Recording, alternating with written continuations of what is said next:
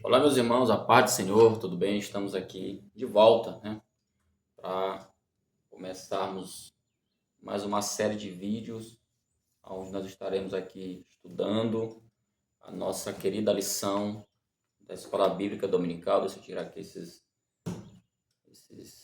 cidadãos aqui da frente, onde, como eu estava falando, estaremos estudando a lição dos jovens, que esse domingo, né, do segundo trimestre, vai estudar a lição temática em volta da história de Davi, né? O tema é Davi, de pastor de ovelhas a rei de Israel, fé e ação em meio às diversidades da vida. Vamos estudar sobre esse personagem, aprender com certeza muitas coisas, vitórias, né? Seu chamado, seus fracassos, enfim, tudo. Eu acredito aqui que nesses 3 meses nós vamos estar falando aqui. Quero pedir perdão que às vezes eu tenho demorado a colocar os vídeos, mas é porque tem a questão do tempo, né? A questão do tempo. E também tem a questão também de lições que eu acredito que não são necessárias estar falando alguma coisa assim. E eu quero até deixar isso claro, né? Sei que tem pessoas que esperam a gente gravar alguma coisa, né? Mas eu acho que tem lições aí que você, como professor da escola dominical, tem toda a capacidade do mundo para gravar, tá bom? A primeira lição da escola dominical desse domingo, que vai acontecer, tem como tema um assunto que eu considero muito importante. Ele vai tocar em temas que eu acho bastante importante. Temas que eu acredito que às vezes causam confusão na cabeça de algumas pessoas que estão dentro da igreja, tá? Que é a questão da vocação, né? A gente sempre, para que eu fui chamado, né? Qual a minha vocação? Tem pessoas que têm muita dúvida com relação a isso, tá bom? E também falar um pouco da soberania de Deus, mostrar que a vida, mesmo quando ela está difícil, quando tudo parece meio complicado, isso não quer dizer que Deus ele não está vendo, ele não tem o controle. Essa lição é uma coisa que ela vai enfatizar bem, é a soberania de Deus. Aí também falou um pouco sobre a questão do livre-arbítrio, tá bom? E por último, ela também vai falar da importância de nós percebermos que existem pessoas também que nos observam, tá bom? Como já falei, o tema da lição é Davi, escolhido e ungido pelo Senhor, tá? A leitura bíblica, ela se encontra em 1 Samuel capítulo 16, do versículo 1 ao 13, eu não vou ler, eu não pretendo também passar muito tempo aqui, vocês podem fazer essa leitura, tá? Mas para quem não tem a lição, quer acompanhar, ela se encontra em 1 Samuel capítulo 16, do versículo 1 ao versículo 3. Logo no primeiro tópico, nós vamos ter aqui uma pequena introdução. Você que vai iniciar essa aula domingo, é importante você dar essa rápida introdução. A gente costuma estudar na história de Israel, dividir essa história por períodos, tá? Sabe que houve um período na história de Israel chamado de teocracia, governo teocrático, que é um governo onde Deus, tá? Deus ele foi o próprio governante, foi o próprio líder direto do povo de Israel. Nessa época não havia um rei, como vocês sabem, que é o período ali dos juízes, tá? O povo vivia separado. Você pode observar na leitura desse livro que eles vinham de vários lugares, tá? Eles moravam em lugares diferentes. E quando muito, o que fazia eles terem algo em comum era o tabernáculo. Esse tabernáculo era a causa deles ter alguma coisa em comum. No mais, cada tribo, apesar de todos terem como Deus, né, o único ser em suas vidas, como o seu rei, como o seu senhor, eles, em matéria de talvez costumes, culturas, enfim, a forma de governar suas tribos, tudo era diferente. Isso ficou assim por muitos anos, tá? Muitos anos. até que Deus foi levantando o seu primeiro rei, mas é com Davi, lembrando sempre que é com Davi que ele vai conseguir de fato unir as 12 tribos aí, formando aí o que nós conhecemos como a nação de Israel. Mas até então, eles eram como um bando de tribos, um separado, tá bom?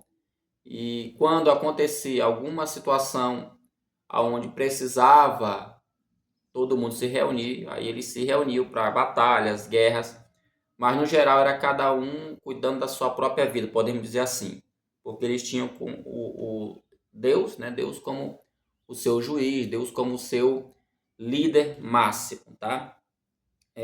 A primeira lição, aliás, o primeiro tópico, primeira lição, tá? O primeiro tópico da lição, ele fala sobre o chamado de Davi. E logo no primeiro subtópico, ele vai falar acerca de tempos difíceis, né? Tempos difíceis. Ali havia... Por que ele vai falar que era um tempo difícil? Primeiro, pela questão de pessoas, de outras nações, de outras, digamos assim, tribos que estavam ali em redor do povo de Israel. Esse livrinho aqui, que eu tenho em mão, é Geografia Histórica do Mundo Bíblico, de Nether Kemp Money, tá? Esse livrinho amarelinho aqui, ele tem aqui um capítulo que eu acho interessante. Não dá pra gente pegar e falar tudo aqui agora, né? Mas ele tem um capítulo 10º, onde ele vai tratar, ele vai falar sobre os povos que estavam ali ao redor de Israel, das tribos de Israel. Aqui, por exemplo, ele fala que duas coisas ele chama a atenção: as opressões internas e opressões externas. O que ele quer dizer aqui? A opressão interna era esses povos que estavam ali mais perto, próximos ali daquelas tribos.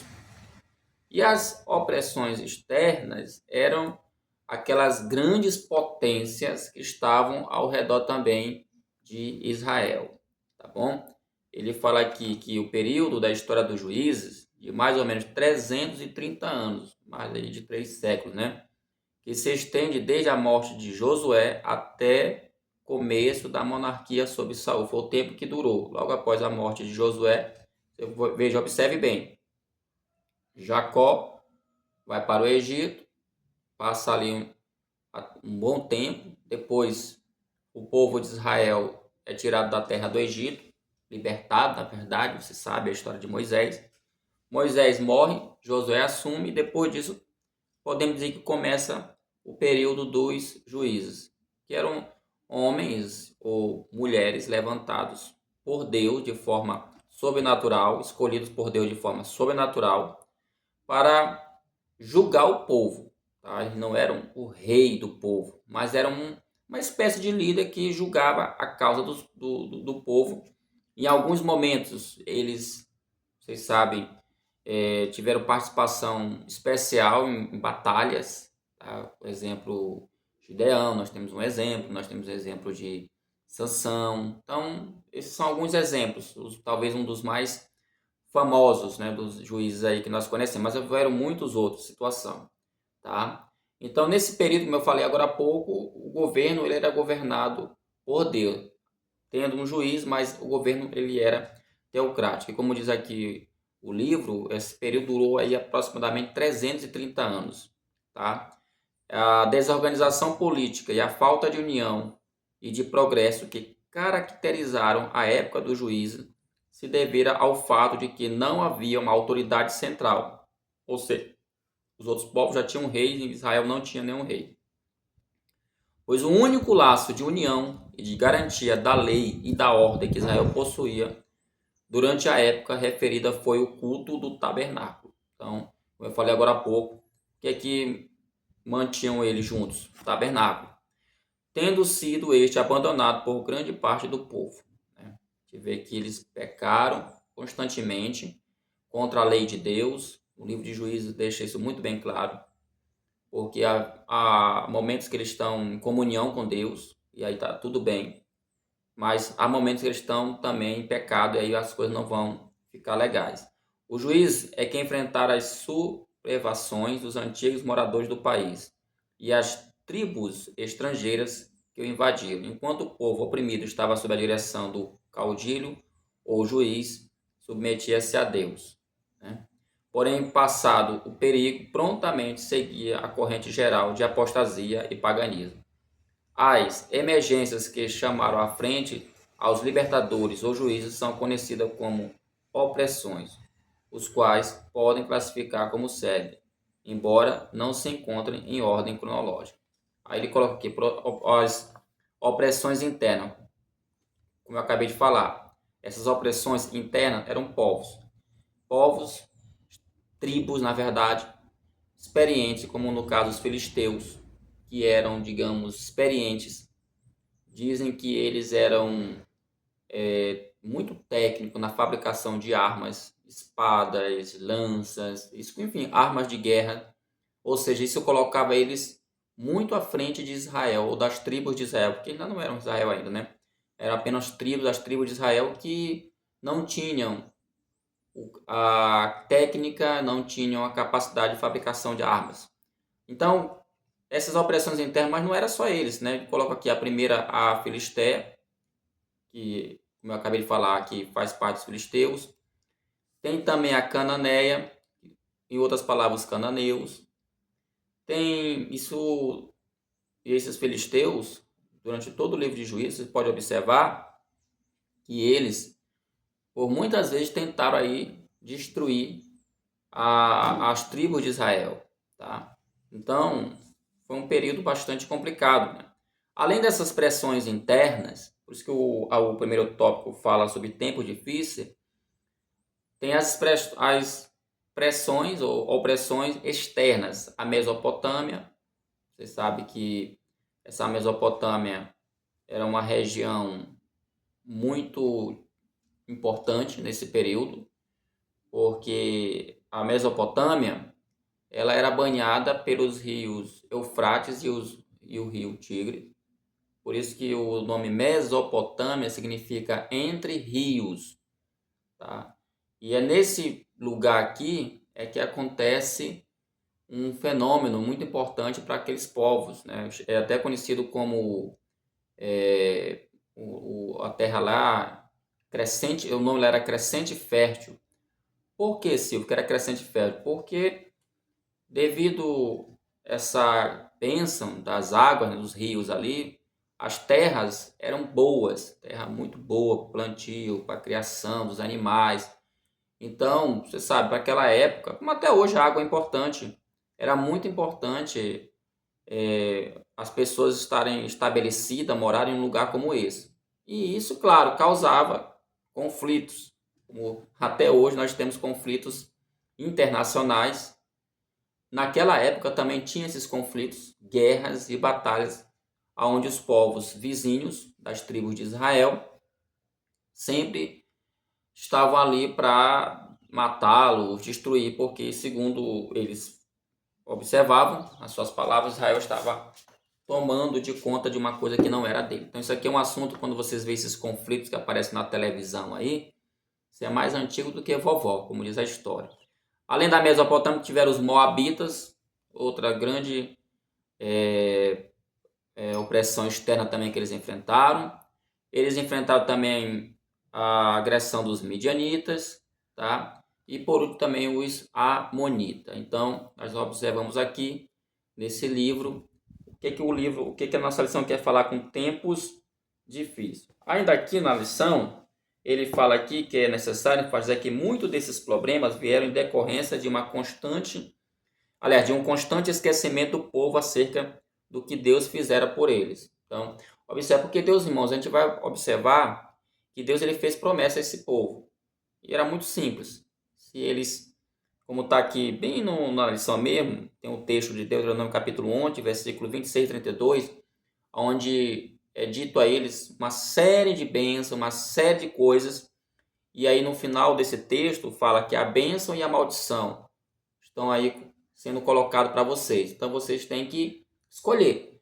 E isso chama muita atenção, porque tem gente aqui fazendo uma rápida aplicação que às vezes diz assim: eu sou crente e por ser crente eu tô garantido no céu. E não é bem assim. você de fato está garantido no céu, isso é fato. Se alguém perguntar, o crente, ele pode não entrar no céu? O crente mesmo não. O crente mesmo, ele nunca vai perder a salvação. Agora, se é um crente que, como Deus colocou aqui para Israel, ele em vez de escolher a bênção, ou seja, a bênção de Cristo, a bênção do sacrifício de Cristo, em vez disso ele escolhe a maldição. Ora, por exemplo, um crente que vive no mundo, na prática do pecado o tempo todo, ficar brincando de ser crente, ficar brincando com as coisas de Deus, meus irmãos, aí é um pouco complicado, né? Porque ele está totalmente na contramão, tá bom? Ele fala mais aqui, para encerrar, que o povo que saiu do Egito tinha um perfil sofrido e pouco preparado para as batalhas. Como eu acabei de falar, esses povos todos que foram citados aqui eram povos mais antigos, povos mais experientes e preparados para as guerras. Você pode ler o livro de Juízes com calma. Pelo menos você pode até pegar uma das histórias, professor, e você vai observar que essas batalhas que foram vencidas pelos juízes, elas tiveram todas uma pitada de um tom sobrenatural, ou seja, quem de fato vencia as batalhas das tribos não eram os guerreiros de Israel, não era o general, não eram os soldados, mas sim era Deus. O tempo todo foi Deus quem deu a vitória. Mas infelizmente, como a lição coloca, no entanto, nos anos seguintes, os israelitas negligenciaram as orientações divinas a ponto de se levantar uma geração que não conhecia ao Senhor. Veja que a negligência desse pessoal foi tão grande com Deus, que em Juízes, capítulo 2, versículo 10, esse texto fala isso. Uma nova geração se levantou e eles não conheciam a Deus. Pensa, você consegue imaginar isso? Uma nação que tem na sua formação, na sua gênese, a mão forte do Senhor, podemos dizer assim, quando Deus, em vários momentos da sua história, usou de poder, de milagre, e agora uma nova geração, ela se levanta e não conhece o Senhor. Por isso é que esses tempos, tá, que vão, digamos assim, ser o contexto, digamos, o contexto histórico do chamado de Davi, eles são chamados de tempos difíceis. Eu acho que aqui tem muita coisa para se falar, nosso tempo aqui não permite. Aí Samuel, um profeta, o primeiro tópico, como eu falei, ele é uma introdução do livro de Juízo. Você sabe como é que foi a chamada, né? Você sabe como é que foi o nascimento de Samuel, foi tudo em meio a um grande milagre. Ele foi uma resposta de oração da sua mãe, Ana, que sofria, que vivia muito triste. Deus deu Samuel até quando a criança nasce, desmamou, ela fez uma promessa, digamos, promessa assim, no sentido um voto com Deus, e entregou a criança para ser criada ali no tabernáculo junto ao sacerdote ali, o sumo sacerdote Eli, tá? Ele foi um grande líder, Samuel. Sabemos que ele exerceu 3 funções. Ele era juiz, ele era profeta e ele também era sacerdote. Muito interessante também a história de Samuel, porque para ele se tornar essas 3 coisas, ele passou por todo um treinamento, ele teve muitas experiências, tantas experiências junto aos líderes ali do tabernáculo. Certamente ele aprendeu muito, porque tem gente que quer ser, por exemplo, líder, mas ele não quer estudar, ele não quer passar por uma escola, tá? É muito importante. Quem quer liderar, isso em qualquer campo da vida, quem quer liderar, ele precisa estudar, ele precisa passar por um treinamento. E a gente aprende com quem sabe. É bom sempre... A Bíblia está cheia desses exemplos. A gente vê que Jesus, antes de nomear aqueles homens como apóstolos, primeiro chamou eles para ser discípulos, tá? Eles primeiro foram discípulos. O que é um discípulo? É aquele que é um aprendiz, aquele que é um seguidor do seu professor, seguidor do mestre. Aí depois de 3 anos é que eles foram aí preparados por Jesus, aí se tornaram apóstolos. E mesmo assim, a gente vê que eles só realmente começaram a desenvolver esse ensinamento depois que lá em Atos capítulo 2, o Espírito Santo desceu sobre aquelas pessoas. Então, é muito importante, você que está me ouvindo, jovem, atentar para isso. Você quer ser um pregador do evangelho? Ok, é bom. Precisamos de pessoas que se importem com a pregação. Mas você tem que estudar. Essa besteira que pregam por aí, essa bobagem. Tem muita gente que prega bobagem por aí, dizendo que não precisa estudar para pregar. Isso aí é balela. Isso é lorota. Tá? Você precisa estudar sim. Se você tem idade para fazer um curso de teologia, faça um curso de teologia.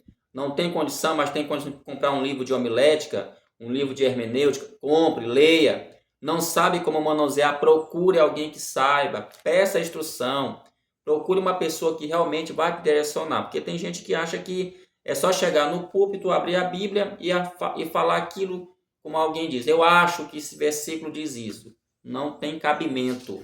A Bíblia não tem negócio de achismo. A Bíblia não tem esse negócio de hipótese. A Bíblia tem um texto, ela é uma literatura.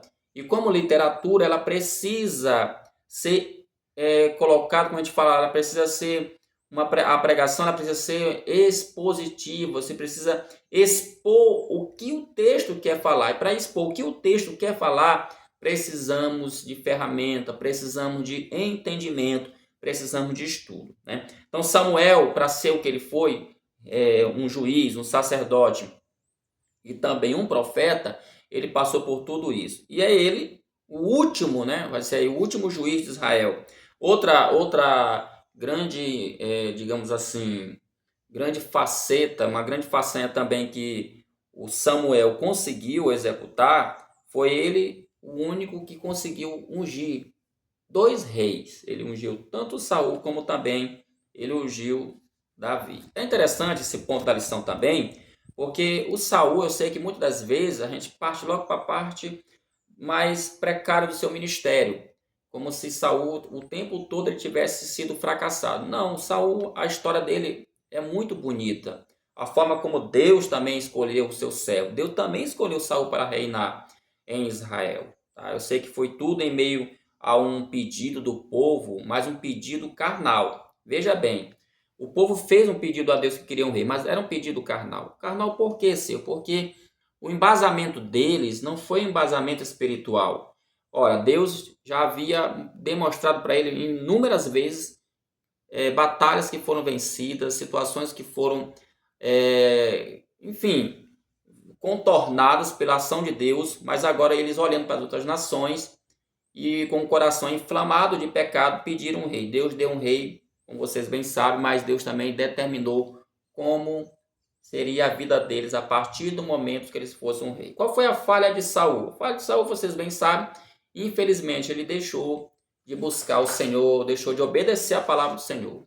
Tem uma palavra bem conhecida, e muita gente fala assim, é melhor obedecer do que sacrificar. Foi exatamente a palavra de Samuel para o seu servo Saul, porque Saul desobedeceu uma ordem de Deus, tá? Ou seja, Saul achava que sacrificando, fazendo cultos para Deus, ele alcançaria a graça, o favor do Senhor. E na verdade, o que Deus queria da parte de Saul, o que era obediência. Veja que por mínimo detalhe, gente, esse negócio de liderança é um negócio muito sério, né? Muito sério mesmo, se a gente for observar. A gente vê na Bíblia líderes que a gente pode imaginar assim, não, mas isso é besteira. Talvez aos olhos humanos, mas aos olhos de Deus, não. Porque para Saul o importante era obedecer e ele não conseguiu esse critério. Para Adão e para Eva, o segredo da liderança deles passava por também obediência, não como a do fruto. Samuel, ele deixou isso claro para Saul, por causa daquela atitude dele, acabou perdendo aí o seu reinado. Aí, para fechar, ele fala sobre a chamada. Deus chama Davi, tá?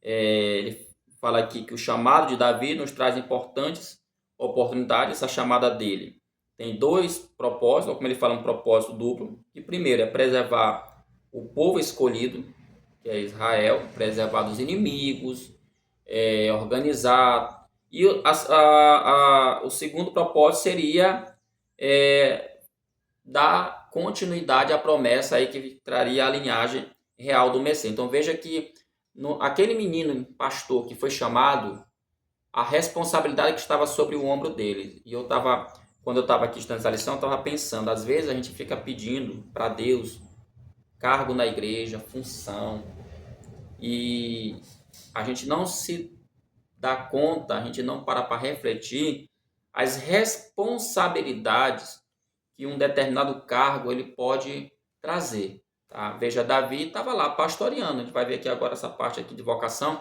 mas ele estava lá pastoreando, mas em cima dele pesava o que, como diz a lição? A proteção do povo, né, de Deus, ali como rei, ele seria um rei, e também sobre ele pesava também, mesmo que ele não soubesse, tá? A continuidade, digamos assim, da promessa que Deus fez lá no Jardim do Éden, a promessa do nascimento de Cristo Jesus. Ok? Então esse é o nosso primeiro tópico. Nosso segundo tópico, eu achei bastante importante, talvez seja o mais importante dessa lição de domingo, porque é sobre isso aqui que eu estava dizendo que causa muita confusão na cabeça das pessoas, que é a questão da soberania de Deus e a vocação divina. Tá? Primeiro subtópico fala sobre a soberania de Deus. Não temos aqui nenhuma discordância, tá? Deus ele é soberano, Deus ele conhece todas as coisas, Deus sabe de todas as coisas, porque quando a gente fala que Deus ele é soberano, não é meio soberano, é um pouquinho soberano, ele é tudo, ele é completo, nada escapa aos olhos de Deus. Mas como a lição coloca, algo precisa ser bem compreendido em relação entre a soberania divina e o nosso livre-arbítrio. Nesse livro, porque esse assunto, soberania divina, é um debate que ele rende muito no mundo teológico, vocês sabem. Também na filosofia, mas no mundo teológico, as duas escolas disputam muito esse tema, que é a escola calvinista e a escola arminiana. O escritor Ivan de Oliveira, nesse material aqui, Livre-Arbítrio Libertário, tá? Esse nomezinho, por que esse nome aqui, Livre-Arbítrio Libertário? Porque, deixa eu tentar explicar aqui, porque esse assunto eu sei que ele é um pouco complexo, tá? Não estou dizendo que você vai concordar, e eu entendo e compreendo que às vezes tem assuntos na teologia que a gente não compreende mesmo. Talvez esse seja um. Mas o que seria o livre-arbítrio libertário? Ou seja, o que ele quer dizer com isso aqui? Que Deus, ele é soberano, ele sabe todas as coisas, ele pode fazer o que ele quiser. Por exemplo, se Deus quisesse destruir o mundo e refazer ele pode fazer. Ele é soberano, ele tem esse poder. Só que Deus, ele escolhe, preste atenção, olha o que é o livre-arbítrio libertário. Ele escolhe, como é que eu poderia dizer? Ele escolhe não deixar de usar a sua soberania, uma escolha dele. E permite soberanamente, veja bem, permite soberanamente que os seres humanos exerçam o seu livre-arbítrio. Silvio, mas como é que é isso? Ele é soberano e o livre-arbítrio? Porque essa é a pergunta que os calvinistas falam. E aí eu vou ter que pegar emprestado da minha fala dele. Aí entra o mistério de Deus. É o mistério, irmão, a gente saber tentar conciliar a soberania de Deus e conciliar a nossa liberdade humana, ela é um mistério muito grande. Porque quando nós, o Ivan de Oliveira aqui ele vai nos propor que nós não podemos cair no que ele chama de determinismo, porque ainda que a gente reconheça, e eu sou um dos que reconheço a soberania de Deus, mas nós temos que tomar muito cuidado com essa questão do determinismo. Tem coisas que são pregadas às vezes por alguns teólogos calvinistas que é determinismo puro, é como se a pessoa não tivesse opção nenhuma. Ela não tem opção nenhuma. E aí vai entrar inúmeras... Assim como o arminianismo tem problema para responder algumas questões, o calvinismo também tem os seus problemas para responder algumas questões, porque esse assunto ele vai puxando várias vertentes. Uma delas, a gente acaba caindo na questão do mal. Quando eu falo o mal, a origem do mal, no caso, eu estou me referindo não ao mal físico, por exemplo, uma doença, uma tempestade, a morte. Eu não tenho dificuldade, até porque a Bíblia fala muito sobre isso, em acreditar que Deus ele pode mandar uma tempestade, ele pode ferir. No Antigo Testamento e o Novo Testamento fala sobre isso, onde Deus ele feriu de morte, tá? e aí não tem negócio de demônio, não tem nada, é Deus, a soberania dele quis fazer assim. Agora, eu tenho muita dificuldade em pensar que Deus, ele é o autor do mal, por exemplo, o mal moral.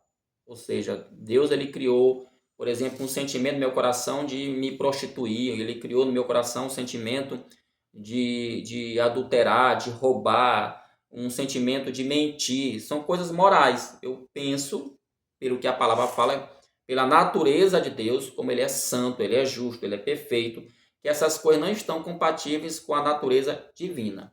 Por isso é que a lição, apesar que ela não explorou esse assunto, eu que estou fazendo aqui uma palhinha sobre isso, ela trata que é importante a gente fazer uma distinção entre a soberania e o livre-arbítrio.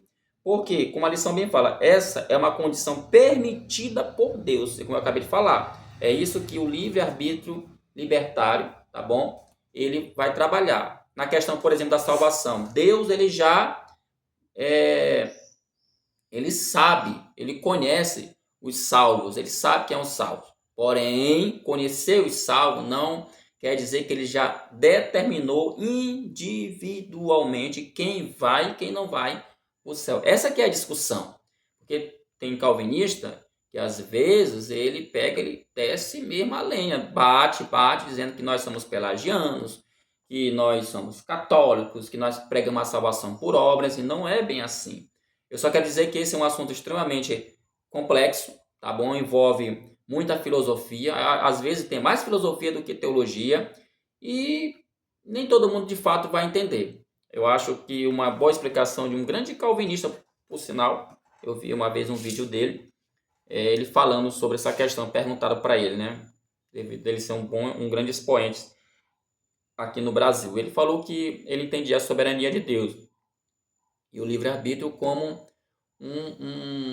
digamos, uma estrada, né? Mas só que a estrada do trem, que é composta por dois ferros, que são os trilhos, tá?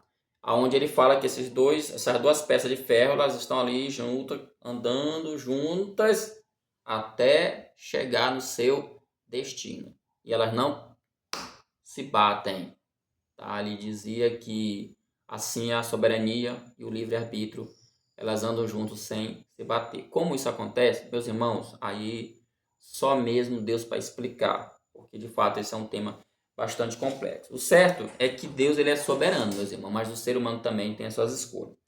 Aí ele vai falar aqui sobre vocação divina, e eu achei super interessante esse ponto. A nossa vocação, ele até coloca, nem sempre a nossa vocação divina, ela vai ser uma vocação, tem alguns exemplos aqui na lição, como Abraão, como ele foi chamado, Moisés, tá? Davi, Jeremias, tá? Ele fala mais, nem sempre vai ter um profeta, vai ter uma pessoa que vai nos ungir, tá? Nem sempre, tá? Ele fala, mas uma coisa é certa, Deus tem uma vocação para cada um de nós. E eu acrescento, gente, Deus não chamou ninguém para ficar só sentado em banco de igreja. Então, professor, é muito importante você trabalhar esse ponto aqui com a turma, porque hoje nós estamos vendo dentro das igrejas jovens que eles só querem ir para o culto por ir, não tem vocação de nada, não participam de nada, não fazem nada. Então, eu acho importante você, professor da escola dominical, infundir essa questão nos seus alunos, porque a própria Bíblia fala que nós somos chamados de corpo de Cristo. E nós temos dons, tá? Como diz a parábola dos talentos. Para uns ele deu um talento, para outro ele deu dois, para outro ele deu 5 talentos, tá?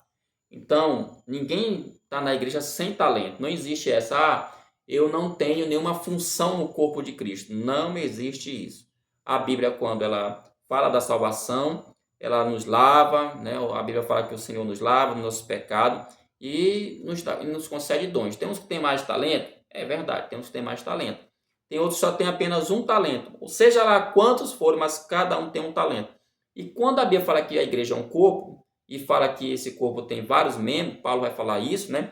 Cada membro tem o que? A sua função. Eu acho que não existe exemplo melhor para você trabalhar isso do que esse. Mostrar que o corpo ele tem funções e cada um precisa exercer a sua função. Mas uma grande dificuldade que nós estamos enfrentando hoje é isso, né? Pessoas na igreja que acham que elas não têm nenhum tipo de função. Aí o terceiro subtópico fala sobre vocação, tá? Sobre esse ponto, meus irmãos, sobre esse ponto, vocação, ou chamado também, tá? Eu tenho um livro aqui, que ele é bem antigo esse livro, acho, não sei se ainda vende por aí. O tema do livro é Como Descobrir Seu Ministério no Corpo de Cristo, tá? Esse livro eu ganhei há muito tempo de um grande amigo, tá? E esse livro, na época, eu li ele, eu estava vendo hoje para gravar essa aula. Ele fala aqui de um dos elementos que pode identificar a sua vocação. Eu acho que, se não me falha a memória, parece que é Calvino que diz que existem 3 formas. Eu sempre gosto de falar isso com meus alunos. E você identificar o seu chamado ou vocação. A paixão, tá? Essa é a questão onde você mesmo sente isso. Tá? Você sente a chamada, você sente o impulso de Deus na tua vida. Isso é uma paixão, uma coisa mais pessoal, mais interna. Tem também a questão da igreja, onde você congrega. A igreja local, ela pode sim identificar se você tem ou não chamada para aquilo. É natural que dentro da própria igreja onde você está, as pessoas dizem, não, fulano de tal, ele tem jeito para a coisa, fulano de tal nasceu para isso. A gente percebe nele desenvoltura, percebe nele que Deus ele usa nesse determinado ponto. Então a igreja, ela também ele vai dizer que é um fator importante. E por último, claro, os frutos. Jesus mesmo fala que pelos frutos você conhece a árvore. Então tem pessoas que onde elas são colocadas e quando elas estão dentro do dom que ela foi chamada por Deus, a gente percebe que ali existe, como a gente poderia falar, frutos. A pessoa prospera, ela cresce. Então tem essas 3 coisas. Mas o livro aqui, ó, pelo menos um ponto, rapidamente, que ele vai falar aqui, é sobre o primeiro, a questão da paixão, tá? Que é muito importante. Ele vai colocar aqui alguns indicadores dessa paixão, tá? Primeiro indicador, ele fala, às vezes você está conversando com uma pessoa, imagina que você está conversando com uma pessoa, vocês conversam sobre vários assuntos, mas chega um determinado tema que você deslancha, tá? Você deslancha. Você consegue, sabe, falar com mais fluidez, você consegue ter mais desenvoltura, você fala de forma mais eloquente, né? Tem mais eloquência, tem mais força. Então isso pode ser um sinal de que você tem paixão para aquilo. Tá, digamos que nós estamos falando sobre igreja, a gente fala sobre o grupo de louvor, a gente fala sobre o grupo do ciclo de oração, da mocidade. Aí quando chega na escola dominical, você parece que quando chega nesse assunto, os teus olhos brilham, sabe? Teu coração fica acelerado, você tem mais ideias. Então isso pode ser um sinal que você tem essa vocação para a área do ensino. Outro ponto, né? Ele fala aqui, eu não vou ler tudo, né? Ele diz aqui, que tipo de coisa você vem fazendo? Outra questão, ele fala, que tipo de coisas você vem fazendo? Em que questões anda envolvido? Em quais delas você perde a noção do tempo? Ó, às vezes tem coisa que você faz, né? Por uma obrigação, porque precisa fazer, porque na vida é assim. A gente não faz tudo o que a gente gosta. Tem coisa que a gente faz não é porque a gente gosta, mas porque é a necessidade. Por exemplo, varrer uma casa. Eu não gosto de varrer casa, mas tem que varrer a casa. Porque ninguém vai ficar numa casa imunda, né? Ah, a louça ali tá para lavar a louça, é um exemplo. Eu não gosto de lavar a louça, mas eu tenho que lavar, porque se não lavar a louça vai acumular, vai trazer sujeira. E daqui a pouco eu não tenho mais prato para comer, não tenho mais um copo para tomar uma água.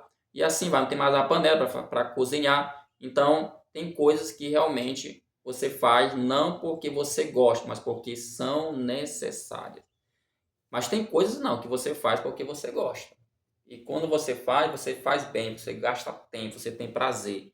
Lembrando sempre que essa palavra paixão, ela tem essa ideia, né, do prazer, da vontade, sabe? O gosto, a satisfação, tá? De estar ali presente naquele negócio ali. Mas tem por último, tá? Ele fala 7 coisas nesse livro, só que eu não vou ler tudo porque o tempo já está ficando bem extenso, meus queridos. Não sei nem se o pessoal aí vai chegar até nessa parte do vídeo, que é a parte 7ª, ele fala o seguinte: seja qual for a sua paixão, ele coloca bem aqui, isso aqui eu achei muito interessante. Ela precisa ser submetida sob 2 critérios. O primeiro critério é glorifica a Deus.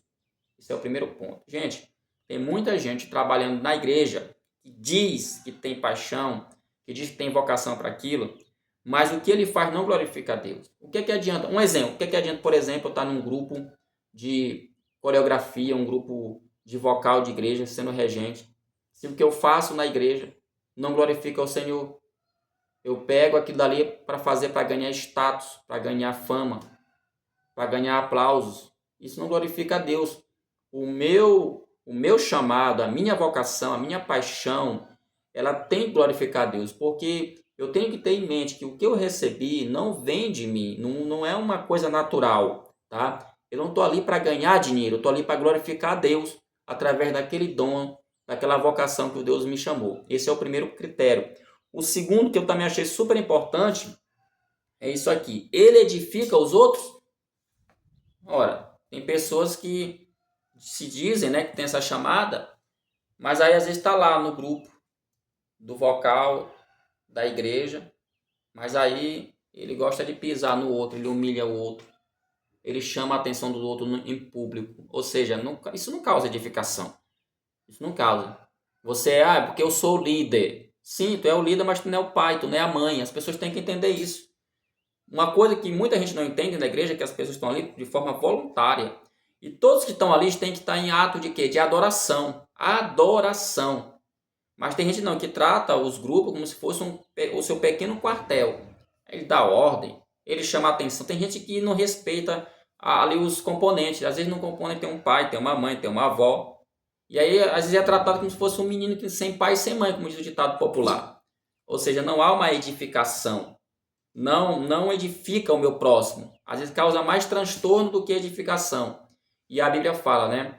E os mandamentos mais importantes do Novo Testamento são amar a Deus sobre todas as coisas e ao próximo como a si mesmo. Então, que amor é esse? E por último, meus irmãos, nós temos aqui, por último, que é muito importante isso aqui, né? Tá muito importante. O Senhor vê o coração, que é o terceiro tópico para fechar nossa lição.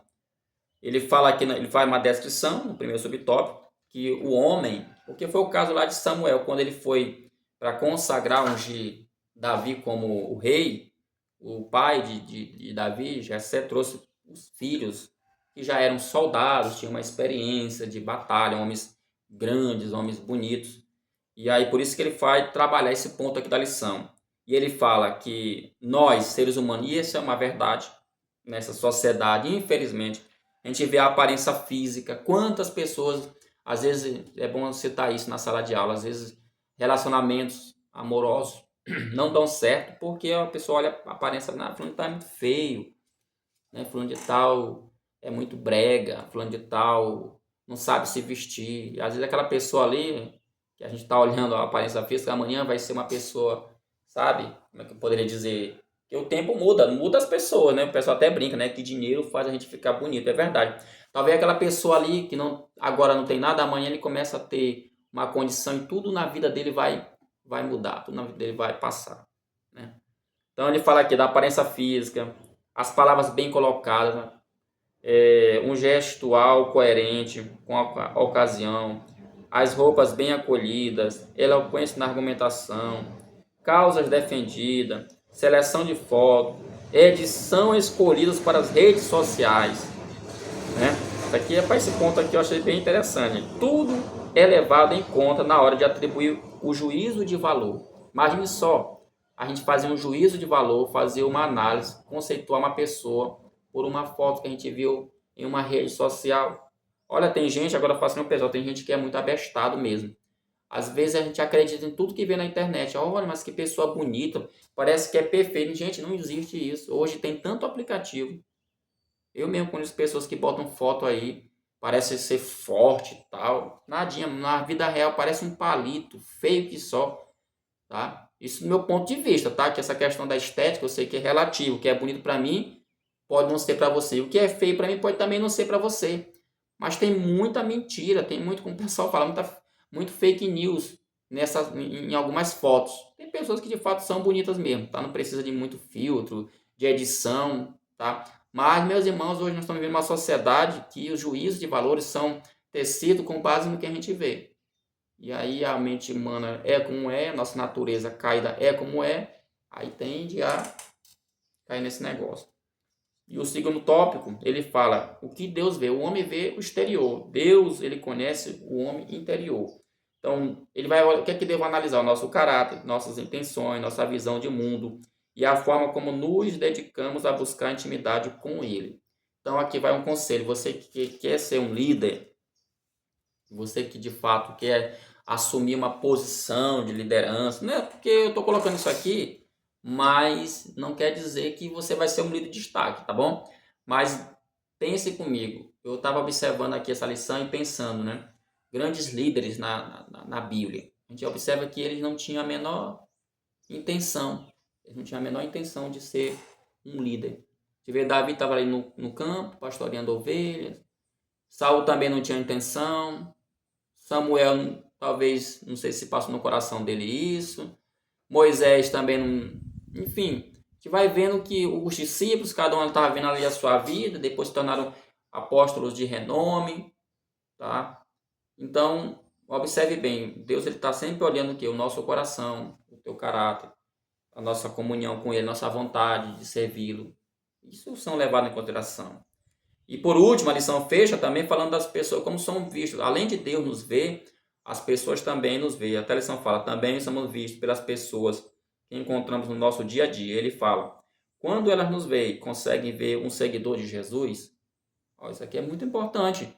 Como é que as pessoas não veem? Ela te vê realmente, ela me vê, ela vê nós, de forma geral, como um cristão, como não, bem ali é um crente, é um crente.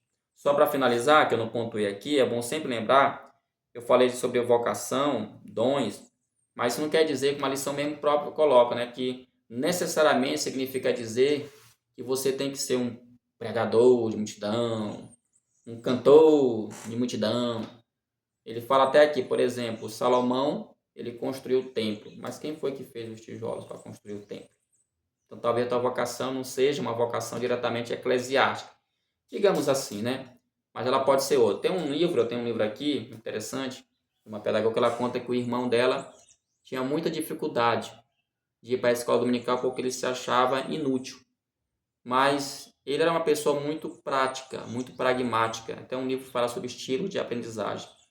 E ela conta que um dia um pastor conseguiu descobrir isso nele, quando na igreja tinha o departamento infantil e tinha lá os berçários, tinha berçários lá quebrados. E ele era uma pessoa que tinha muito, sabe, gosto, paixão por consertar coisas. E aí ali ele foi consertar os berços, né, da igreja. Então ali ele se encontrou, se sentiu o quê? Realizado. Tem pessoas, irmão, que não nasceram para estar pregando, não nasceram para dar estudo, não nasceram para cantar. Mas são ótimas pessoas que, como a gente fala, trabalham nos bastidores, tá? E isso não quer dizer que ela não seja importante. Como Paulo mesmo diz, todos os membros são importantes, porque cada um tem uma função no corpo de Cristo. Ok, gente? Então essa foi a nossa lição. Espero que você tenha uma aula excelente, uma aula muito boa. Deus te abençoe, tá bom? Uma lição top, na minha opinião, top. E que você possa ser muito usado por Deus, professor, para despertar, né, esse talento, essa vocação em teu aluno. Fique todos na paz do Senhor Jesus. E até a próxima, se assim Deus quiser. Em nome de Jesus. Amém.